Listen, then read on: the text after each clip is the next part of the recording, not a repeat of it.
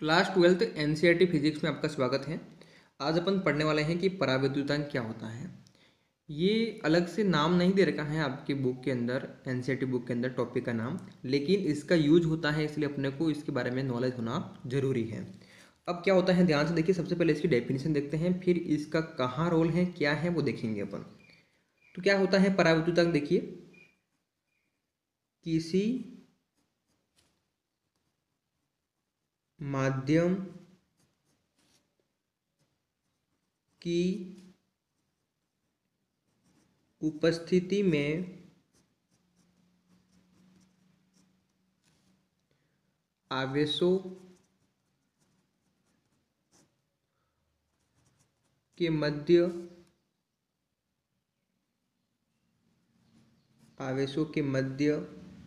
बल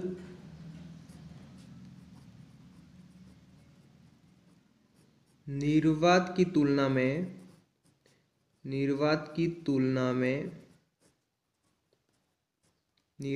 तुलना में जितने गुना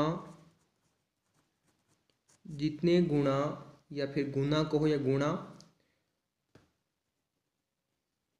कम होता है, उसे उस माध्यम की या फिर उस माध्यम का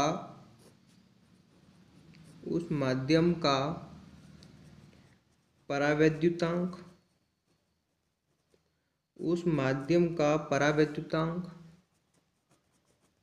अथवा आपेक्षिक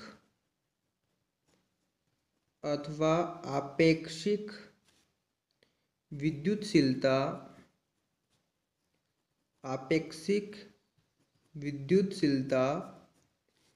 एप्सिलॉन आर, मतलब परावैद्युतांक हो या फिर आपेक्षिक विद्युतशीलता हो, उसे एप्सिलॉन आर से अपन रिप्रेजेंट करेंगे।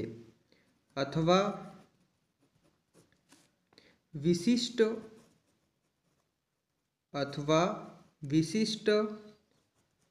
परावैद्युतता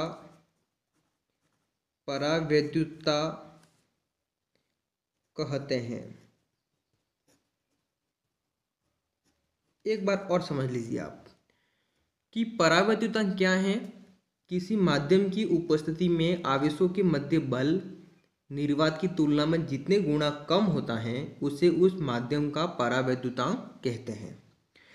तो इस परावैद्युतांक का दूसरा नाम भी क्या है परावैद्युतांक कहो या फिर आपेक्षिक विद्युतशीलता कहो अथवा विशिष्ट परावैद्युतता कहो, तीनों एक ही बात है।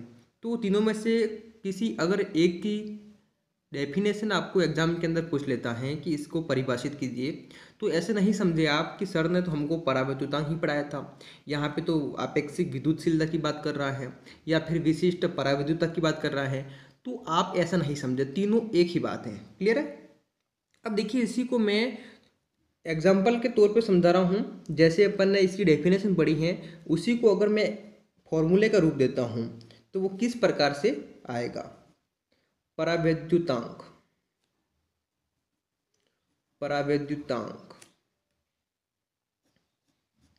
अब देखिए, परावैद्युतांक को मैं एप्सिलॉन आर से रिप्रेजेंट कर रहा हूँ इक्वल में। तो अपन ने अभी पढ़ा था, क्या पढ़ा था वो मैं आपको यहाँ पर लिख कर समझाने की कोशिश करूँगा, आप भी समझने की कोशिश करेंगे। अब मैंने लिखा था कि निर्वात या वायु में, दोनों निर्वात कहूँ या वायु कहूँ एक ही बात है, निर्वात या वायु में आवेशों के मध्य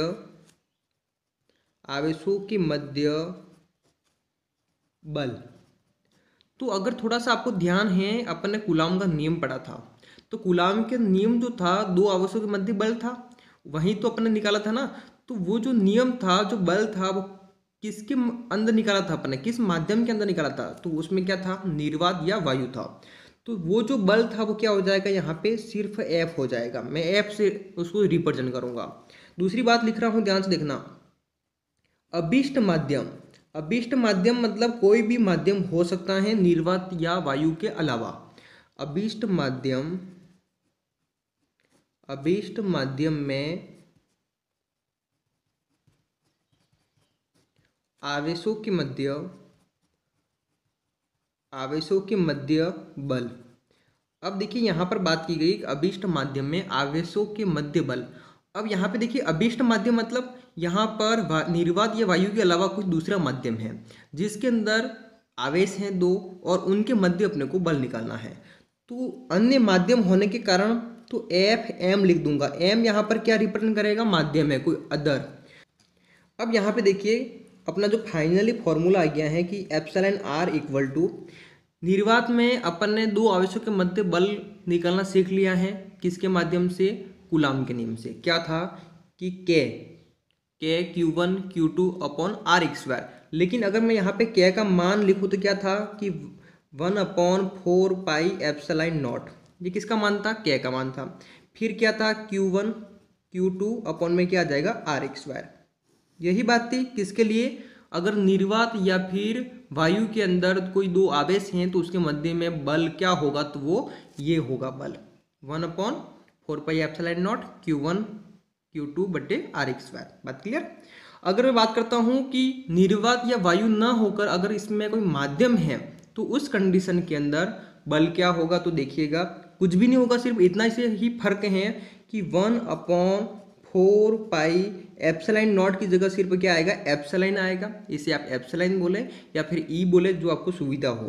फिर क्या हो जाएगा, देखिए Q1 और Q2 आवेश तो वही है दो और अपन में दूरी वही है, क्या हो जाएगी, आर स्क्वायर। अगर ध्यान से देखें आप तो इसमें क्या हो रहा है कि भिन्न में भिन्न का भाग है, तो मैं इसको उल्टा कर देता हूँ। तो उल्टा कैसे करते हैं, मैं ध्यान से यहाँ पे बताने की कोशिश करूँगा। आप देखिएगा कि ऊपर वाला है वैसा का वैसा लिखो, ऊपर वाला जैसा है वैसा का वैसा लिखो कि 1/4 pi epsilon not into Q1 Q2 अपन क्या हो जाएगा, आर स्क्वायर। अब देखिए ये जैसा था वैसा मैंने लिख दिया। अब मैं क्या करूँगा कि जो अपॉन में है उसको मैं उल्टा कर दूंगा। उल्टा कैसे करूंगा, ध्यान से देखना। देखिए ये क्या है कि 1/4 पाई एप्सिलॉन है, तो इसको मैं उल्टा कर दूंगा। क्या हो जाएगा कि 4 पाई एप्सिलॉन अपॉन 1। क्या हो जाएगा कि 4 पाई एप्सिलॉन बट्टे क्या हो जाएगा 1। अब यहाँ पे देखिए क्या है, Q1 Q2 बट्टे आर स्क्वायर है। तो अगर उल्टा करता हूँ तो आर स्क्वायर तो ऊपर जाएगा, अपॉन में क्या आ जाएगा, Q1 और Q2। अगर ये बात आपको समझ में आ गई है, वैसे आपको पता होगा अपन ने भिन्न वाली जोड़ बाकी करते हैं या फिर भाग करते हैं, गुणा करते हैं, तो उसमें ये सब सीखा होगा आपने। अगर भिन्न में भिन्न का भाग है उसको आप क्या बदलते हो, गुणे में। तो जो अंश वाला है वो एज इट इज रहता है और हल वाला है वो उल्टा हो जाता है। तो उल्टा कैसे होगा, जो अंश में है वो हर में आ जाएगा, जो हर में है वो अंश में आ जाएगा। तो यहाँ पर अगर आप देखें कि Q1 Q2 आवेश से Q1 Q2 आवेश कैंसिल हो गया, आर स्क्वायर से आर स्क्वायर कैंसिल हो गया। बात समझ रहे हैं आप कि 4 पाई से 4 पाई कैंसिल हो गया। तो यहाँ पर फाइनली कि एप्सिलॉन आर का जो मान आया है वो क्या है, ऊपर देखिए क्या है, एप्सिलॉन है और अपन में क्या है, एप्सिलॉन नॉट है। तो फाइनली इनमें क्या रिलेशन होता है वो अपन ने निकाल दिया है। और एक बात और बोल दूं मैं आपको कि यह जो राशि है कौन, परावैद्युतांक मतलब एप्सिलॉन आर, ये क्या है, यह एक विमाहीन राशि है, यह एक विमाहीन राशि है। बात क्लियर है। अब यहाँ पे देखिएगा थोड़ी सी बात कर लेते हैं और कि कई बार एप्सिलॉन आर के स्थान पर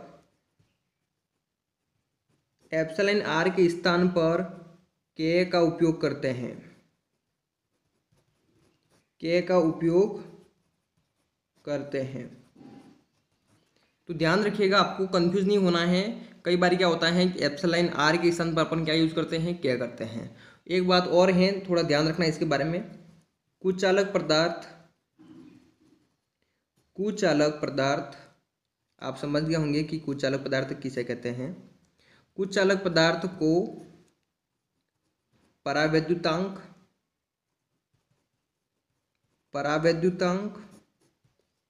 या